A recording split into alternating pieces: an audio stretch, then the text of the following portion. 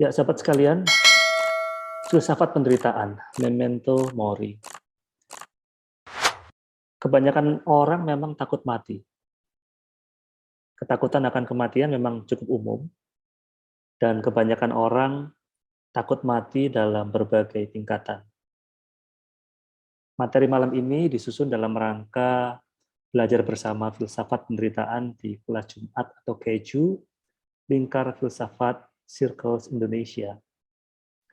Dalam kesempatan ini, saya mencoba mendekati topik filsafat penderitaan dengan melihat kepada istilah memento mori yang dikenal sejak zaman Yunani Romawi.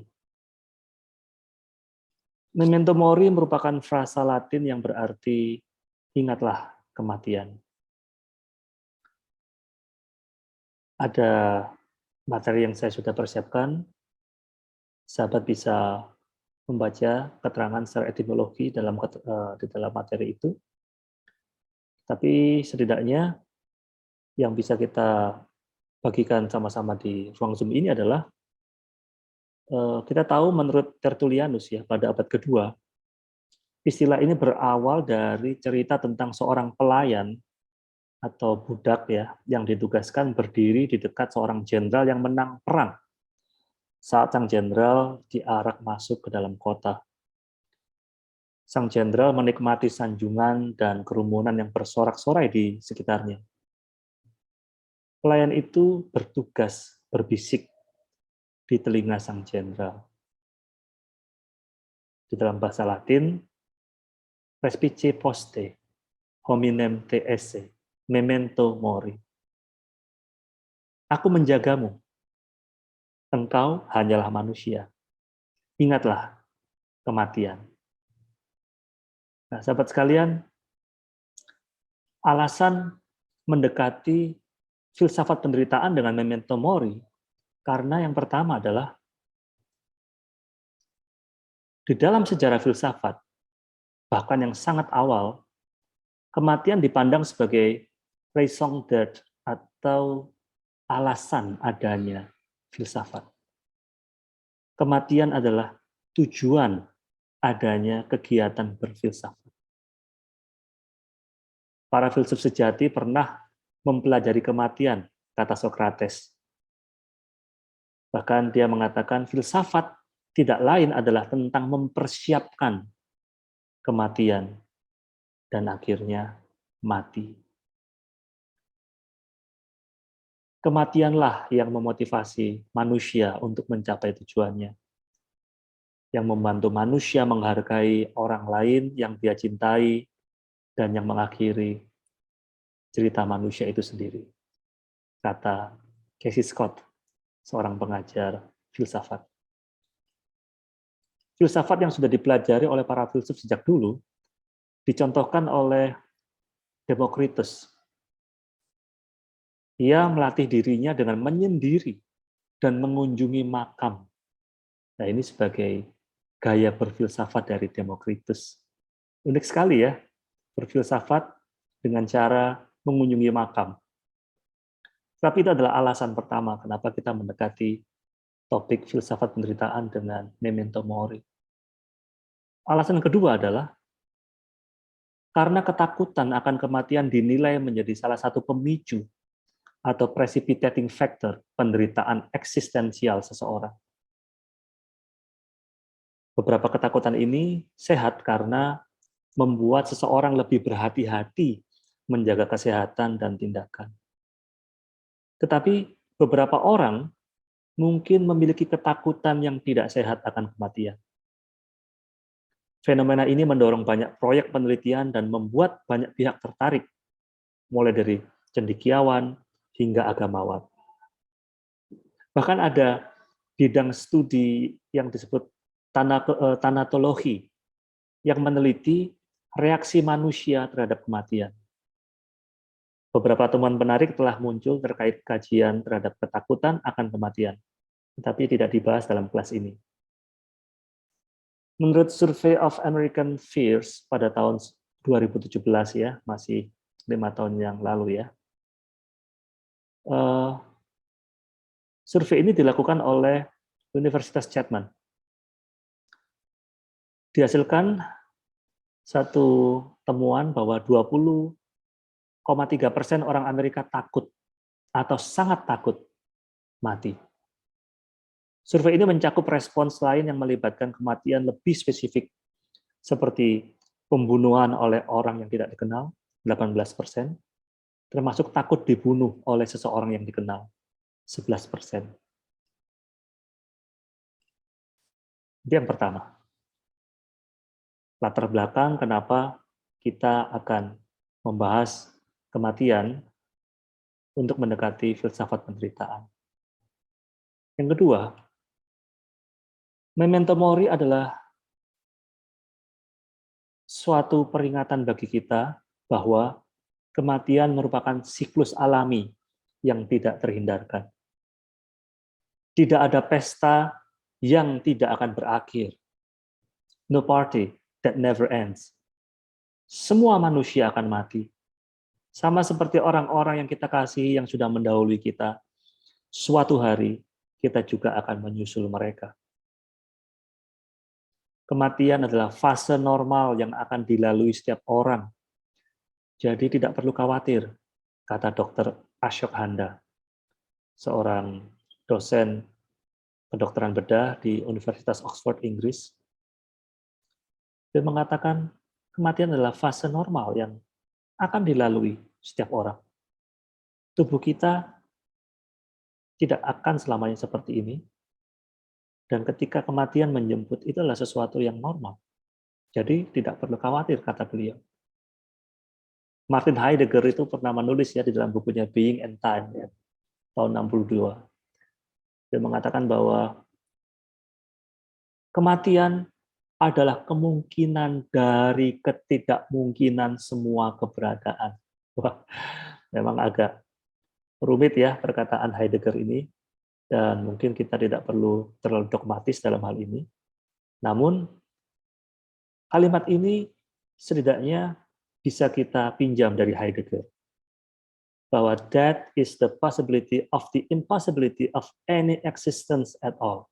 Kematian adalah kemungkinan dari ketidakmungkinan semua keberadaan atau semua manusia.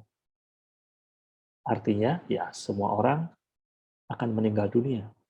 Tetapi, seperti hasil survei di Amerika tadi ya, mungkin saja di antara peserta kelas ini, atau siapapun Anda yang sedang mendengar rekaman ini nantinya, ada di antara kita yang menderita karena bayangan akan kematian begitu menakutkan.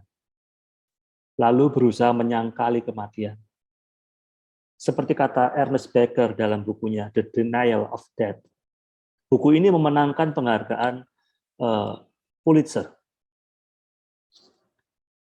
Di dalam buku itu, Becker mengatakan, ironi dari kondisi manusia adalah kebutuhan terdalamnya untuk terbebas dari kecemasan akan kematian dan kehancuran.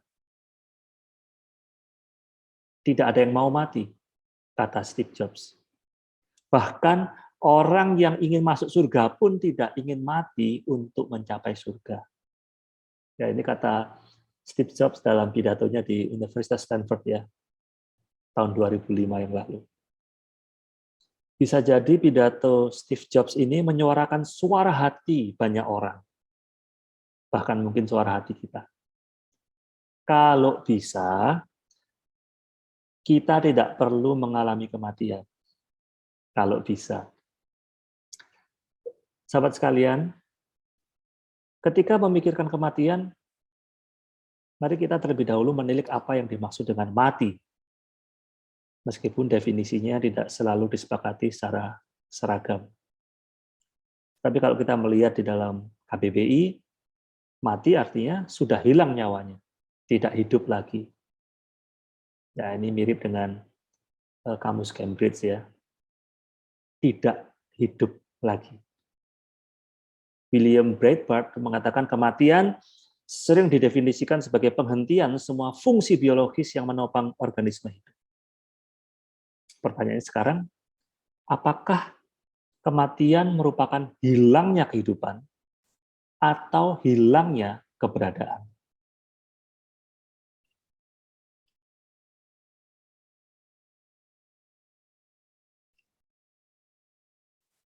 Apakah kematian merupakan hilangnya kehidupan atau hilangnya keberadaan?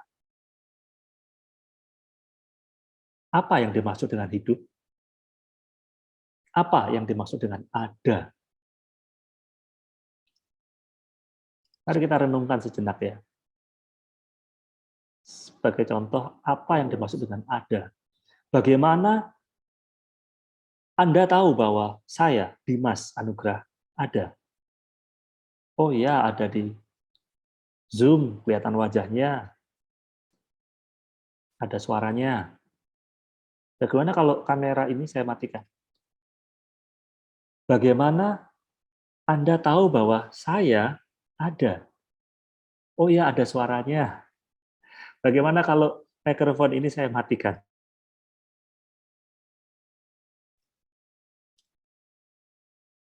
Bagaimana saya tahu Anda yang saat ini hadir di Zoom ada? Apakah dengan terpampangnya nama sahabat di monitor saya, maka itu memastikan atau membuktikan Anda ada? Lebih lanjut lagi, apakah yang dimaksud dengan ada? Wah, ini makin rumit ya. Tetapi inilah yang dibahas di dalam diskursus para pecinta kebijaksanaan. Secara epistemologi ingin mengetahui sesuatu itu benar-benar benar. Bagaimana apa yang saya tahu itu benar. Nah, sahabat sekalian, ini sekedar intermezzo saja. Jadi, apakah kematian itu merupakan hilangnya kehidupan kita atau hilangnya keberadaan kita? Apakah kematian adalah pemusnahan atau transformasi keberadaan atau kesadaran seseorang? Ada yang percaya bahwa jiwa kita tidak ada. Jiwa adalah satu gerakan yang terus berubah.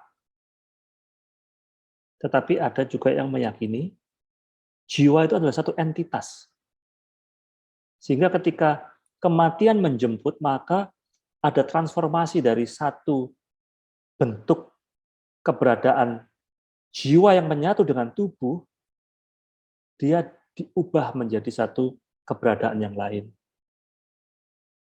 Ya, tentu kita tidak akan mendapatkan jawaban definitif di dalam kelas ini, tetapi pertanyaan ini sudah selayaknya mendorong kita untuk merenungkan bahwa kematian itu real.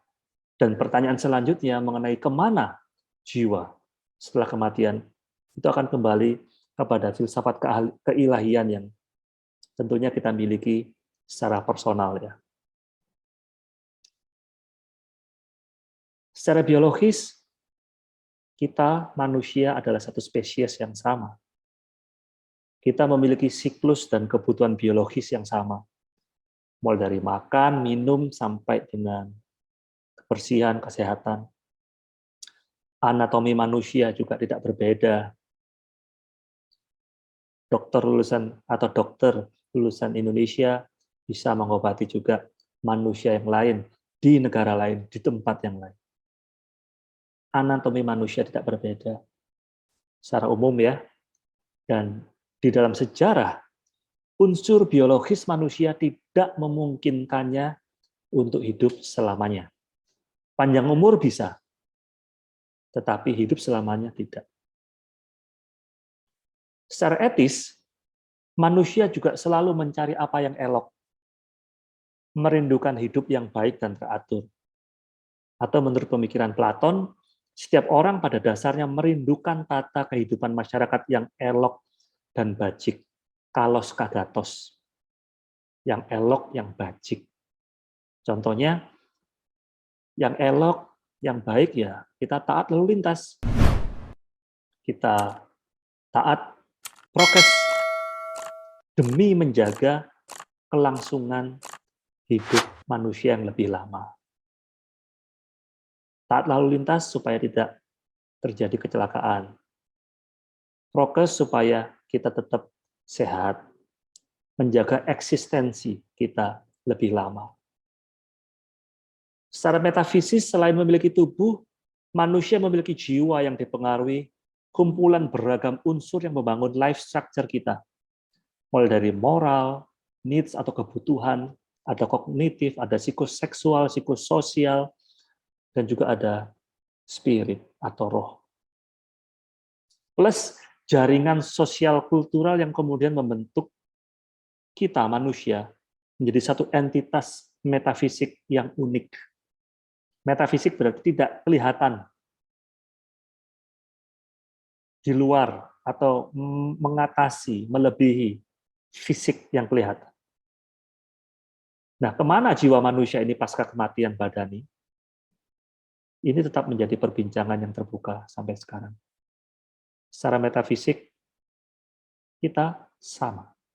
Kita memiliki gerakan, dorongan dari jiwa ini yang membuat tubuh kita bergerak. Tubuh kita melakukan sesuatu yang kita inginkan. Tangan saya menggerakkan, atau saya menggerakkan tangan seperti ini, karena ada gerakan jiwa di dalam diri saya yang tidak tampak. Dan masing-masing kita pun memiliki jiwa dengan life structure yang unik. Secara politis, manusia terdorong untuk hidup bersama dengan manusia lainnya. Kalau tata masyarakat kacau, manusia akan cemas akan eksistensi dirinya.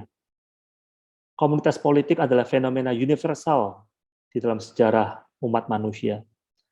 Artinya setiap orang adalah makhluk politis yang bersepakat hidup bersama dalam suatu wilayah dengan harmonis demi menunjang eksistensi dirinya. Ya, kita merindukan hidup di dalam satu wilayah dengan harmonis, sejahtera, ya, teratur, supaya eksistensi diri kita, ketenangan jiwa kita, keamanan hidup kita terjaga. Maka penting sekali memiliki satu tata politis atau tata politik yang baik, yang teratur, dan semuanya terkontrol dengan baik, ya, sesuai dengan peraturan dan perundang-undangan yang berlaku. Kita bayangkan kalau hidup di dalam satu negara yang secara politik kacau, terjadi peperangan di mana-mana. Kita bersyukur Indonesia dianugerahi Tuhan satu prinsip atau filsafat hidup di filsafat hidup bangsa-bangsa di Nusantara, ya, yaitu Pancasila. Sehingga kita yang berbeda suku, agama, ras, dan golongan bisa hidup secara harmonis di negeri ini. Yang terakhir, sahabat sekalian, secara epistemologis, setiap manusia adalah makhluk yang berikhtiar mengetahui apa yang benar. Di dalam eksistensinya, kita, manusia, kita mengindera dunia, kita mencerap dunia ini. Dan berusaha memperoleh pengetahuan yang benar-benar benar. Kerinduan untuk tahu apa yang benar, dengan segenap kemampuan kita, membuat kita, manusia, menemukan dan terus menggali segala disiplin ilmu, termasuk medis atau kesehatan, demi menunjang atau memperpanjang eksistensi hidup kita. Jika menelusuri pandangan ini, sahabat sekalian, maka bisa disimpulkan bahwa manusia secara naluriah ingin bertahan hidup. Tetapi dalam realitas, pada akhirnya semua manusia akan kembali kepada titik nol atau pada ketiadaan dirinya di bumi. Dulu tidak ada. Waktu lahir ada, atau bahkan ketika masih dalam rahim ibu menjadi jabang bayi gitu ya, dia ada. Lahir ada.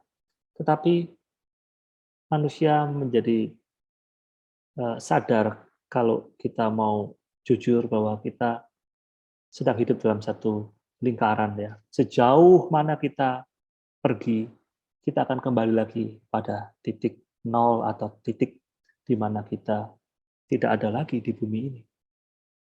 Dan ini adalah siklus alami. Kalimat memento mori menyadarkan kita manusia bahwa kematian adalah siklus alami yang tidak terhindarkan. Jadi, ketakutan yang berlebihan akan kematian pada dasarnya irasional. Tidak ada alasan yang cukup kuat yang bisa mendorong orang untuk takut secara berlebihan kepada kematian. Ini poin kedua yang akan kita bahas, atau poin kedua yang kita bahas dari 4 poin yang sudah saya siapkan. Setelah tadi latar belakang, yang kedua, memento mori, satu peringatan bahwa kematian merupakan siklus alami yang tak terhindarkan. Yang ketiga, memento mori adalah suatu undangan bagi kita untuk mempersiapkan diri menyambut kematian.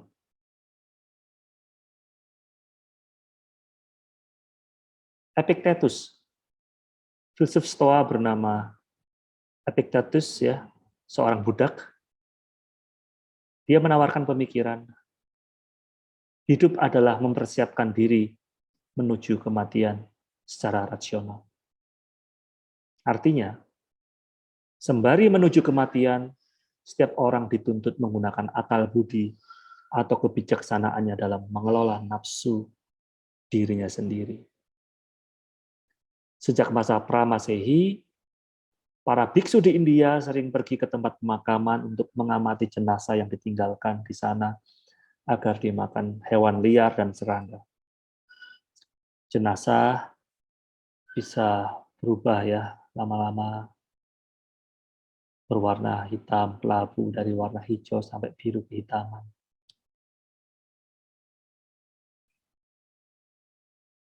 Praktek kontemplasi atau merenung atas objek yang menjijikkan ini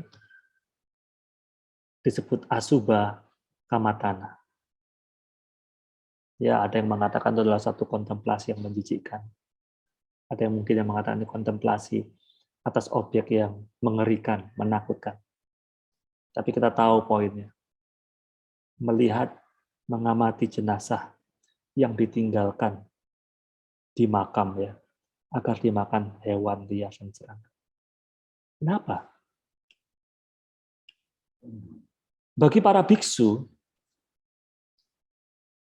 ketika mereka melihat proses itu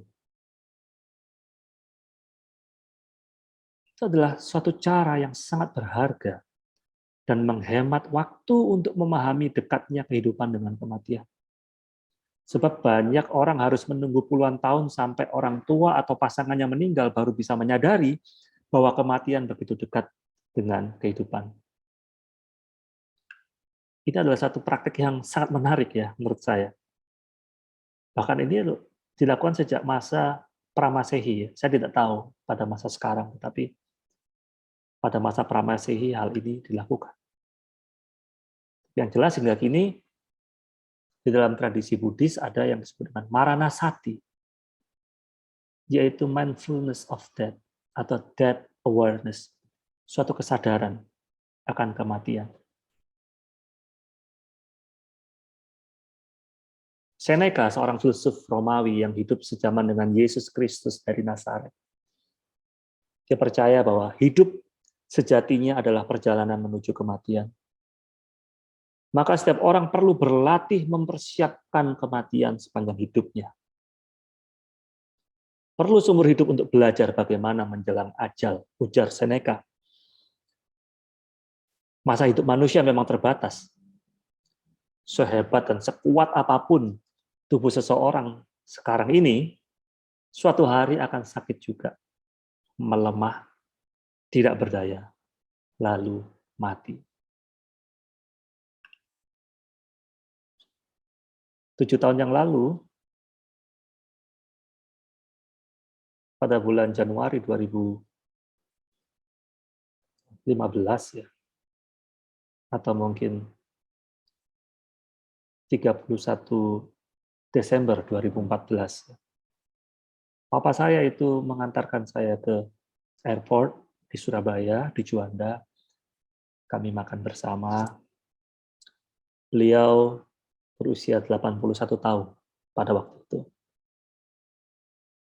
Masih kuat, masih lincah, energik, bahkan sampai mendekati usia 80 tahun pun beliau masih PP Surabaya Jakarta. Dan mungkin bukan seperti teman-teman di sini yang naik pesawat. Papa saya tidak anti naik bus malam atau kereta, dan itulah moda transportasi favorit beliau. Sejak kecil saya melihat papa saya seperti itu. Dan sampai suatu hari ketika beliau mengantarkan saya di airport, kami makan bersama soto Madura, kesukaan kami. Papa saya seorang perokok berat ya, dan tidak ada pantangan makanan. Dalam hati kecil saya mungkin papa saya itu bisa hidup 200 tahun ya. Karena masih usia segitu, sudah seusia segitu masih energik, masih kuat. 4 bulan kemudian saya mendapat kabar bahwa papa saya itu sakit ya. Lalu opnam, keluar rumah sakit, masuk lagi. Saudara-saudara di Surabaya menghubungi saya menghubungi papa saya, oh sudah pulang rumah sakit, dan kami senang ya bisa ngobrol-ngobrol. Tapi suatu ketika ketika saya diberitahu diagnosis apa yang dialami atau diderita oleh papa saya merasa dalam hati kecil ya, sulit bagi papa saya untuk kembali menjadi normal. Dan ketika dalam satu hari keluarga di Surabaya bilang, wah papa sudah ini loh, sudah sehat, sudah bisa jalan lagi, wah sudah segar. Gitu. Sebelumnya karena saya kirim vitamin gitu ya, mereka mengucapkan terima kasih ya keluarga di Surabaya. Dan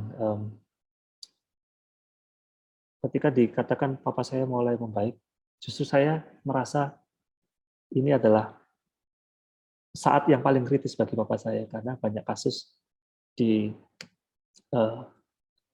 penyakit yang diderita oleh papa saya adalah seperti apa ya, tapal kuda gitu mungkin ya, atau ketika membaik itu adalah satu kondisi di mana akhirnya pasien akan memburuk lagi.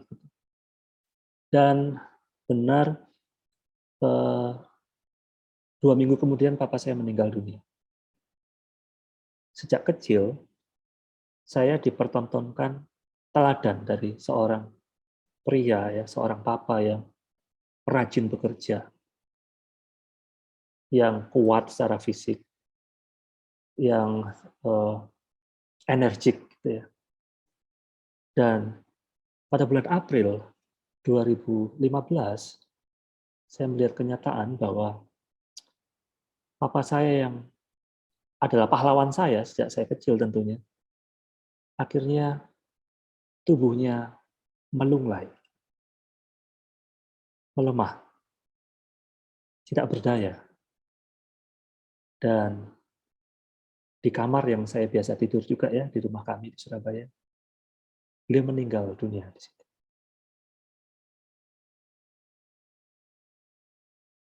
Saya dan teman-teman sekalian di sini tentu menunggu gilirannya, menunggu giliran kita masing-masing. Kita semua akan meninggal dunia. Inilah salah satu alasan kenapa seorang penulis seperti Ryan Holiday membawa koin bertuliskan Memento Mori. Dia selalu membawa koin Memento Mori. Ingat kematian. Dia bawa koin itu di sakunya. Koin itu sebagai pengingat akan kehidupan yang singkat. Dan semua aktivitas seseorang, sepopuler apapun dirinya, juga akan berakhir.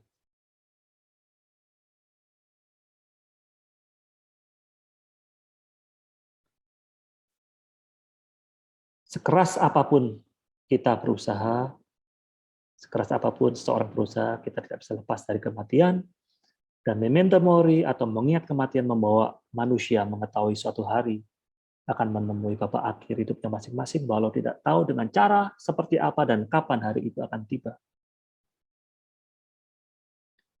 Ernest Hemingway mengatakan, hidup setiap orang berakhir dengan cara yang sama. Hanya detail bagaimana dia hidup dan bagaimana dia mati yang membedakan satu orang dari yang lain. Kematian begitu dekat dengan kehidupan. Meski banyak orang yang mungkin menyangkalinya, bahkan jika mungkin kita ingin masuk surga tanpa harus mati untuk mencapainya. Apakah itu mungkin? Realitas hidup tidak sejalan dengan keinginan ini. Sahabat sekalian, dengan mengetahui kematian menanti di ujung hayat, manusia dapat belajar memandang kematian sebagai pengingat kehidupan. Setiap hari adalah kesempatan lain untuk mengambil tindakan dalam hidup dan berjalan di dalam kebajikan. Nyanyian Ibrani kuno menawarkan kebijaksanaan yang lahir dari rahmat Sang Liang. Nyanyian itu berkata seperti ini, Tuhan, tuntunlah aku dalam keadilan-Mu. Ratakanlah jalan-Mu di depanku.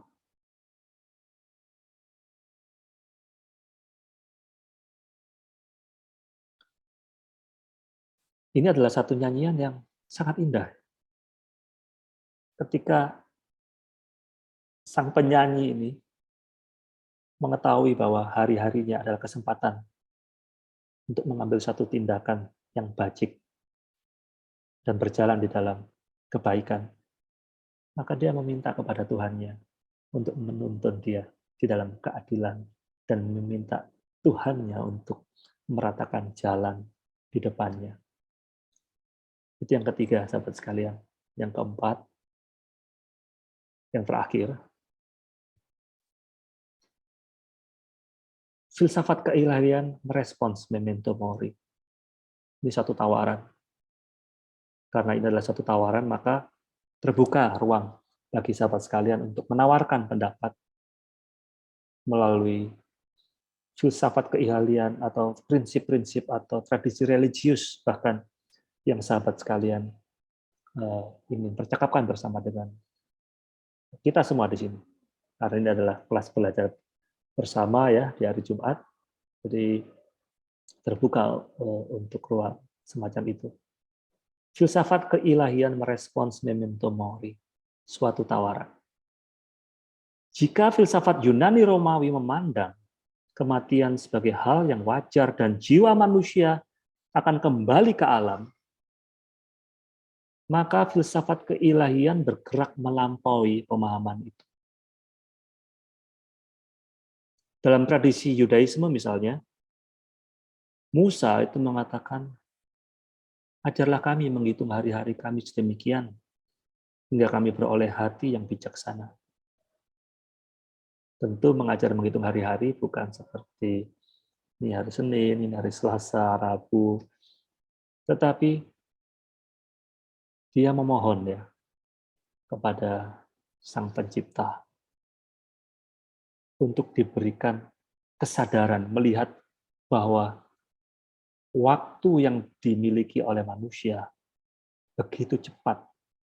Menghitung hari-hari berarti memiliki kesadaran bahwa hari-hari yang kita lalui ini begitu cepat.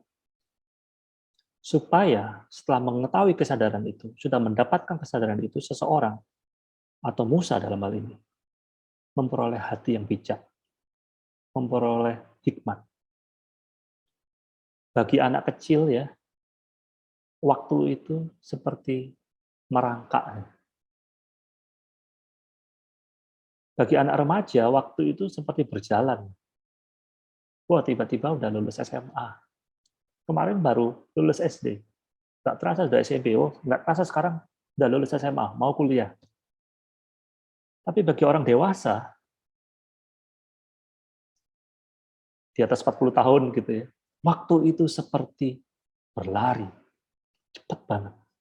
Wah, kayaknya baru kemarin lulus kuliah, sekarang udah kerja, sekarang udah jadi manajer, sekarang udah umur 40 tahun, 45, umur 50 tahun. Cepat banget waktu itu ya. Dia bukan hanya berjalan, tetapi waktu itu berlari.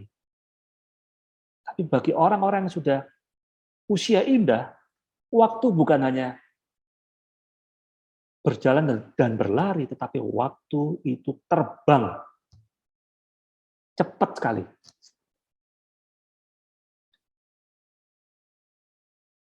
Ajarlah kami menghitung hari-hari kami sedemikian, kata Musa, supaya kami beroleh hati yang bijaksana. Seorang bijak mengatakan pergi ke rumah duka lebih baik daripada pergi ke rumah pesta. Karena di dalam rumah dukalah kesudahan setiap manusia. Hendaknya orang yang hidup memperhatikannya. Begitu cepatnya waktu ini berjalan sehingga tiba-tiba seorang menyadari bahwa sudah usia sekian puluh tahun, sudah usia indah. Mau kembali lagi? Tidak bisa. Dan ini adalah tradisi yang sebenarnya dalam konteks filsafat Yunani disebut memento mori. Tetapi Yudaisme ratusan tahun sebelum Sokrates lahir sudah menemukan dan menyadari adanya memento mori. Musa membuktikan bahwa dia minta agar disadarkan mengenai singkatnya waktu. Itu dalam tradisi Yudaisme. Sementara dalam tradisi Kristiani misalnya, kematian tidak saja wajar, tetapi juga bukan akhir segalanya. Kematian akan mengantarkan jiwa manusia ke hadirat penciptanya. Beralih dari tubuh ini untuk menetap pada Tuhan. Ada di 2 Korintus 5 ayat 8.